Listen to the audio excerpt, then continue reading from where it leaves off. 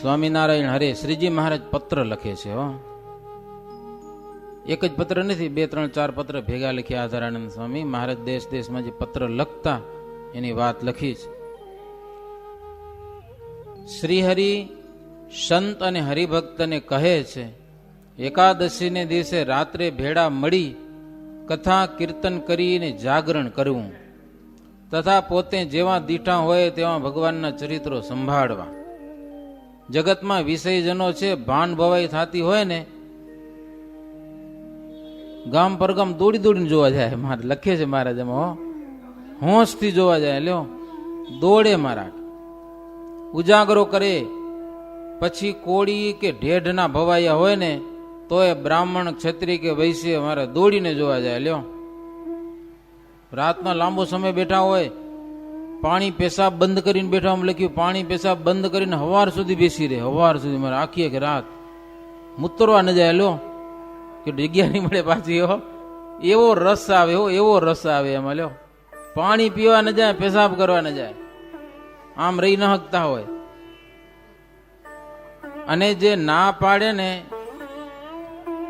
તેનો અભાવ નથી એવું તેમાં તાન છે. એનો અભાવ નથી આવતો એમ. અને કોઈ ત્યાં માને આપતું નથી ભાઈ. આગળ સીટમાં બેવા દે કોઈ, જોડા ભેગા પડ્યા હોય તો રાજી થઈને પડ્યા હોય. અને સભામાં જાય તો કે તમને આગળ બોલાવ્યો નહીં. લ્યો મહારાજ કે ત્યાં કોણ માન આપે છે? કોઈ જગ્યા આપે છે? જ્યાં જગ્યા મળે ત્યાં બેહીને આનંદ માણે. હો જોવા મળી ગયું કે નહીં. અને એક પલ્લવાર માત્ર પણ ન ઊંઘે. હા, દિવસે કામ કર્યું હોય અને રાતના આખી રાત જોવાનું હોય, એક પલ્લવાર પણ ઊંઘ ન કરે. હો ઝોલું આવવા ન દે. અને એવાના ઘરમાં ચોર પેસી જાય ને એનું પણ ધ્યાન રાખતા નથી. એ ભાડા ભવાઈ જાય કે વાંહે ઘરમાં ચોરી થઈ જાય. લ્યો હવે આવે તો ખબર પડે. એ ઠીક મહારાજ કે ભવાયાને વસ્ત્ર અને ધન વગેરે આપીને દાતા બને. લ્યો પાછા એના એનું જાહેર કરે કે મારા તરફથી ભવાયા. લ્યો દાન જાહેર કરે. લ્યો એને માટે આટલા રૂપિયા હું આપું. અને એમ નામ બોલાય ને પછી તાલી વાગે ને રાજી થાય એવાને એને દાન કરે શ્રીજી મહારાજ કે. ને એના દાતા બને, મરીને જમપુરીના અધિકારી થાય. બીજું કોઈ પુણ્ય ન મળે એને. મહારાજ કે એને વિષયમાં કેવો પ્રેમ છે. એમ આપણે તો ભગવાનના ભગત છીએ ને, તો ભગવાનમાં હોવો જોઈએ કે નહીં. એ કેવા દોડી દોડીને જાય છે. એમ વિચાર કરવો થોડોક. એમ આપણે જો ભગવાનમાં પ્રેમ હોય તો જગતમાં યશ વધે, સુખ મળે, અને મરીને તો અપાર સુખ મળે. ઓલે નરકમાં જાય તો એવડી શ્રદ્ધાઓ રાખે છે. આપણે તો ધામ મળવાનું છે. મહારાજ કે સૌ બાઈ ભાઈ અને હરિભક્તોએ ભણવું પણ ખણવું થોડુંક. હો હાવ અભણ ન રહેવું. હવે એવો જમાનો નથી અભણ રહેવાનો. ભણ્યા વિના રહે. અને મનરૂપી ભૂત છે ને એ સંકલ્પ સૃષ્ટિ બંધ રાખવા દેતું નથી. ભણે, થોડાક શાસ્ત્રો વાંચે તો એને મદદ મળે સંકલ્પ વિકલ્પની સૃષ્ટિને બંધ કરવામાં. ધ્યાન ભજન અને સ્મરણમાં નેત્રની વૃત્તિ સ્થિર રાખવી, શ્વાસોશ્વાસે ભગવાનનું નામ બોલવાનો અભ્યાસ રાખવો. એવી રીતે ભજન કરે તેને મનના સંકલ્પ બંધ થાય છે. સંકલ્પ બંધ થાય છે. બીજું મહારાજ કે અમારે આશ્રિત સાંખ્ય યોગી બાઈઓ અને ભાઈઓ એની વર્તવાની રીત કહીએ છીએ. સ્વપ્નમાં પણ જો પર પુરુષ કે પર સ્ત્રીનો સંગ થાય તો ઉપવાસ કરવો. બીજી રીતે સંબંધ થાય તો 4 ઘડી ભગવાનની મૂર્તિના ધ્યાન સાથે ભજન કરવું. 4 ઘડી 96 મિનિટ કે 4 ઘડી સુધી મહારાજ કે ભગવાનને સંભાળીને ધ્યાન કરવું. તથા સંતની સમીપે જાય અને ભગવાનના દર્શન કરવા. સંત ન હોય તો હરિભગતના દર્શન કરવા. લો એનું દર્શન કરવા. બસ સત્સંગ અને સમાજમાં સંતો અને હરિભક્તો બેઠા હોય, વિવેકથી બેસવું. આમ લખ્યું એમ કહી દઉં, વિવેક ચૂકવું નહીં. બધા બેઠા હોય ને બીજો માણસ સાંભળે એવી રીતે અપાન વાયુનો ત્યાગ થઈ જાય તો 25 દંડવત કરવા અને 4 ઘડી સુધી ધૂન કરવી એ એનું પ્રાયશ્ચિત છે. વાંયથી હવા કાઢે ઊંચા કરીને અવાજ કર્યા કરો તો બીજાને સંભળાય તો ખરાબ કેટલું લાગે, વિવેક વગરનું લાગે કે ન લાગે માણસ. એટલે બે ભેળા બેઠા હો તો વિવેક રાખવો જોઈએ એમ. એવું હોય તો ઉઠી જાઉં, માંદા હોય એની વાત મહારાજ કે સમજીએ બરાબર, બીમાર છે શરીરે એની વાત કદાચ ઠીક છે, પણ એ ખાલી એમ પ્રદર્શન કરતા હોય કેટલાક તો બીજાને હસાવવા માટે કરતા હોય છે. પણ સંતો કે ભક્તો બેઠા હોય ને ત્યારે એવું કરવું નહીં, વિવેક રાખવો. મહારાજ કે આ 2 વચન છે અમારા, જે નહીં માને ને એને સત્સંગી ન કહેવો. સત્સંગમાં ભલે સુખેથરી એને કાઢવાની જરૂર નથી, પણ વિવેક રાખવો.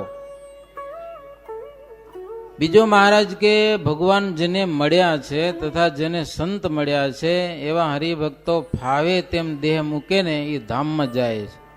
વાંય બીજા ખોટ એમાં સંશય ન કરવો. બીજા ભક્તોએ ભગવાનનો ભગત જેને ભગવાન મળ્યા સંત મળ્યા છે ને ગમે તેવી રીતે દેહ મૂકે એમાં સંશય રાખવો નહીં. તીર્થમાં દેહ મૂકે કે યોગ યજ્ઞ કરે, શાસ્ત્ર પ્રમાણે કે વિધિ સહિત દેહ મૂકે, પણ જેને ભગવાન કે સંત મળ્યા નથી, કુસંગી છે, એ મુક્ત થવાનું નથી. કે ગમે એમ દેહ મૂકે ને ગમે એવું વિધિ કરે, સત્સંગ જ નથી મળ્યો એને તો મુક્ત તો નથી જ થવાનો. લૌકિક રીતને અલૌકિક ન સમજવી ક્યારે પણ, અને અલૌકિક રીતને લૌકિક ન સમજવી. આ સત્સંગની એકાએક રીત અલૌકિક છે, એને લૌકિક ન સમજવી ક્યારે પણ. અલૌકિક રીતને લૌકિક નહીં અને લૌકિક ને અલૌકિક નહીં, એમાંય વિવેક રાખવો. આમાં જેટલો વિવેક ચૂકે છે એટલો પણ કુસંગ છે. સત્સંગનું સુખ એને મળતું નથી. સત્સંગ થયા પછી જે દેહને અનિત્ય જાણે છે તેને ફાવે રીતે ફાવે એવી રીતે દેહ છૂટે તો પણ સંશય નથી. કાશીમાં દેહ છૂટે તોય ભલે, અને ભંગીને ઘેર કદાચ ગુજરી જાય ને તોય ભલે. અનાર્ય દેશમાં દેહ છૂટે અથવા તો વનમાં કે કોઈક નગરમાં દેહ છૂટી જાય, ઉત્તરાયણ હોય કે દક્ષિણાયન હોય, અથવા તો કોઈક પ્રાણી આવીને ભરખી જાય, અથવા તો અગ્નિમાં બળી જાય, ગમે તે રીતે પાણીમાં ડૂબીને મૃત્યુ પામે, એનો અગ્નિ સંસ્કાર ચંદન કે તુલસીના કાષ્ટમાં કરે કે ઘીની સાથે બાળવામાં આવે, અથવા તો ત્યાં ને ત્યાં દેહ પડી રહે એમને, કોઈ એને અગ્નિ સંસ્કાર કરનારો ન મળે, અથવા તો પશુ પક્ષી ભરખી જાય, તોય મહારાજ કે કાંઈ સંશય નથી. ગમે તેમ થાય, ભગવાન મળ્યા છે, સંત મળ્યા છે, નિશ્ચય પાકો થયો છે, જિંદગીમાં હરિભજન કથા વાર્તા કર્યા છે, મહિને મહિને એની વાંહે શ્રાદ્ધ થાય કે ન થાય તોય ચિંતા ન કરવી. અને એના દેહ ઉપર સોનાનું મંદિર કરીને જગત બધું પૂજે ને એનો એને હરખ ન હોય કે હો ભગવાનના ભગતને. સંતના યોગ વિના સુમતિ પણ કુમતિ થઈ જાય છે.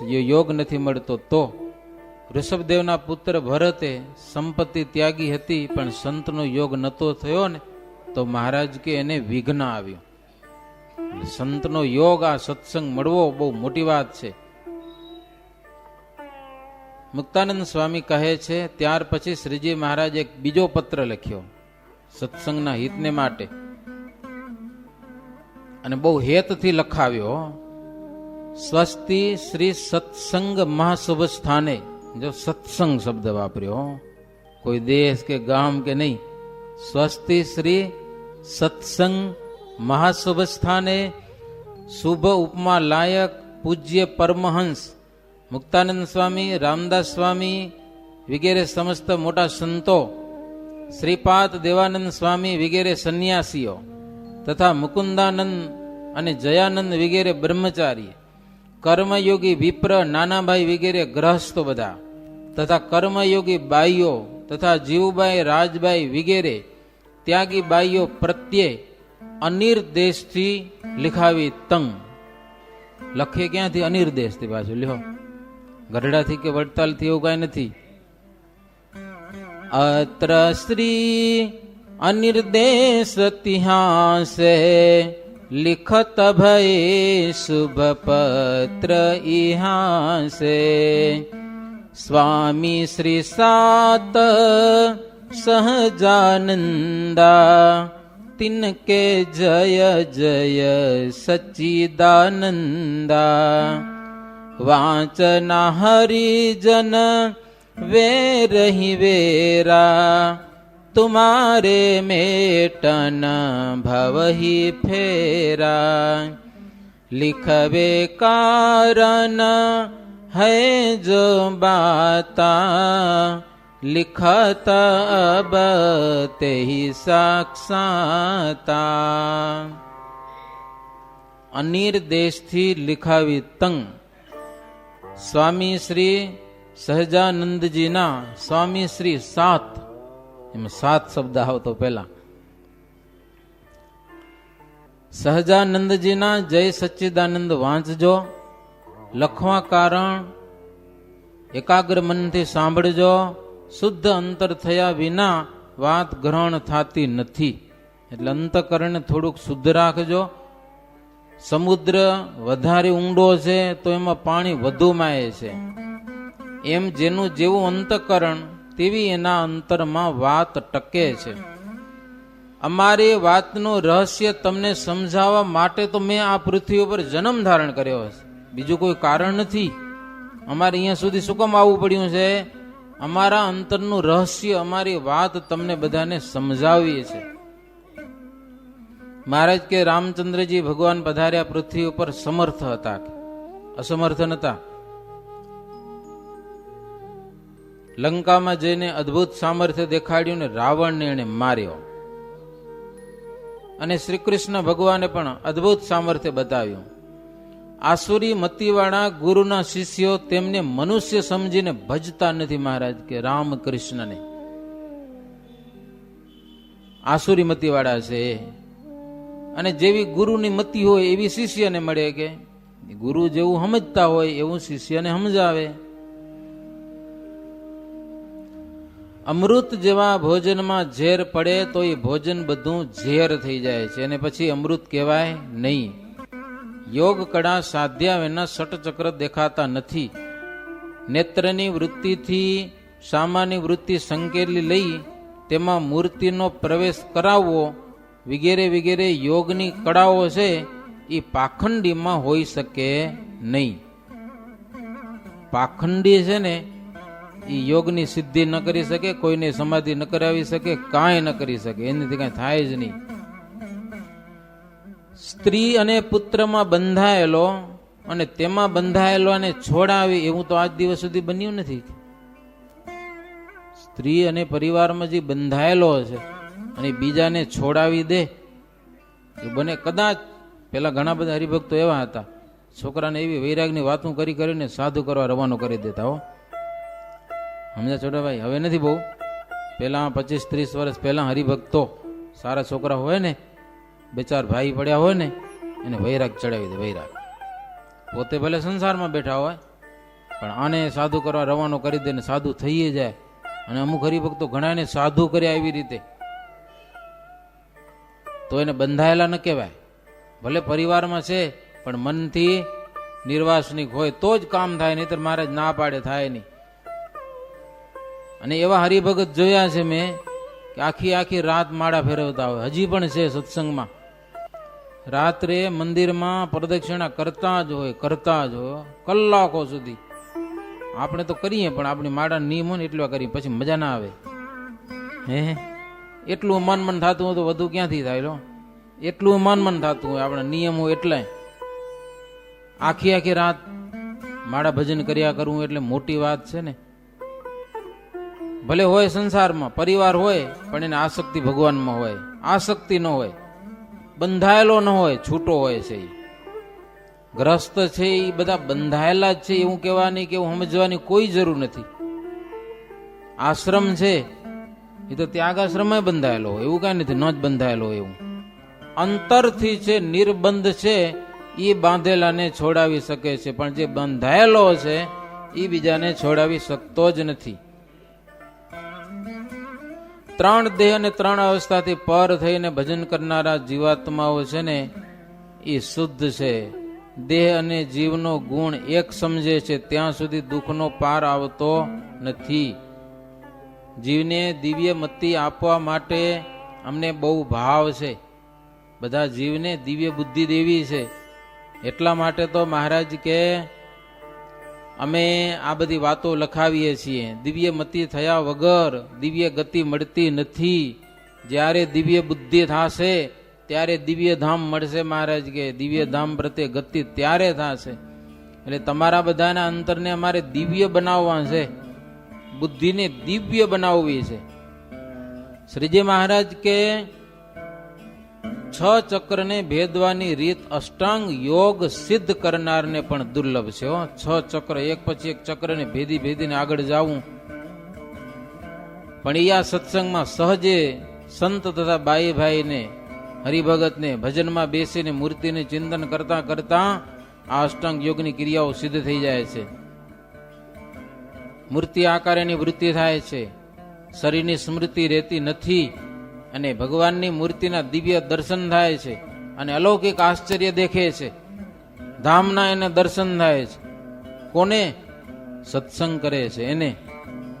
એમ શ્રીજી મહારાજે પત્રમાં યોગની બધી વાતો લખી છે. આવે વચનામૃતમાં નાદ સંભળાય ને પછી ગણપતિને સ્થાન કે જાય ને કડાકા થાય, બ્રહ્માંડ ફાટી જાય એવા, પછી ગણપતિના સ્થાન કે જાય ને વિષ્ણુના સ્થાન કે જાય ને. મહારાજ કે આ બધી યોગ કળા છે. બ્રહ્મરંધ્રન 1000 પાંખડીનું કમળ છે, એને બધાને ભેદીને એક પછી બીજે સ્થાનમાં જાવું એ સહેલું નથી. યોગ સાધનારાથી નથી થતું, પણ સત્સંગ કરવાથી થાય છે. શ્રીહરિ કહે આ અંતઃકરણમાં દેવતા, પંચભૂત, ઇન્દ્રિયો, તન્માત્રા, સપ્તધાતુ વગેરે વિસ્તારથી એ વાત બધી સમજવી. મહારાજ કે વિસ્તારથી વાત કરવી બધી. મહારાજ કે આ બધી વાતો છે ને પેલા અમે લાલજી સુથારની આગળ નિત્ય વાતો કરતા આવી વાતો. કારણ કે લાલજીભાઈ ને વૈરાગ બોરો ને પાછો, એટલે મહારાજને બહુ મજા આવતી એની સાથે વાતો કરવાથી. આ પડદા શું કામ નાખો? નડેરા શું તડકા? થોડીક વાર રહેવા દો ને તડકામાં. તડકો તો આરોગ્યને આપનારો છે. આખો દી છાયામાં બેહીએ તો થોડીક વાર તડકામાં બેહું છું હું તો એમ કહું. શું વાત આવે કથામાં? મહારાજ કે આ વાતો અમે લાલજી સુથારની આગળ કરતા હો. આ થોડુંક આમ કરી નાખો, હમુરો કાઢી નાખો, થોડુંક તડકો અંજવાળું અડધું ફળધું મને જ ફાવતું અહીંયા કને. લાલજીભાઈની આગળ વાતો કરતા ને અને કેટલાક માણસો સાંભળતા. મહારાજ કે અહીંયા આવીને અમે વાતો કરતા ને માણસો સાંભળતા. એ સાંભળતા એવું થઈ જતું કે પેટમાં અન્ન જળ રહેતું નહીં, ઉલટી થઈ જાય, ઉલટી. આવી બધી વાતો કરતા ને અમે મહારાજ. જે સાંભળતા એને ચમારના કુંડ જેવો અને દેહ દેખાતો, અને માંડવી બંદરના બજારમાં ચાતુર્માસનો જે ગંદવાડ હોય ને એવું દેખાતું શરીરમાં. માંડવીનું નામ લખ્યું લ્યો. હવે તો માંડવી સુધરી ગયું હશે, પણ પેલા શાસ્ત્રોમાં લખાયેલું છે ગંદકી જોવી હોય તો માંડવી જાવું. પેલો નંબર માંડવીની બજારું. આમાં લખ્યું મહારાજ કે માંડવી બંદરના બજારમાં ચાતુર્માસનો જેવો ગંદવાડ હોય ને એવું શરીરમાં દેખાય. આ યોગની બધી વાતો કરીએ ને એમાં જેમ કોઈ પશુને શરીરે રોમે રોમ કીડા પડ્યા હોય, રોમે રોમ,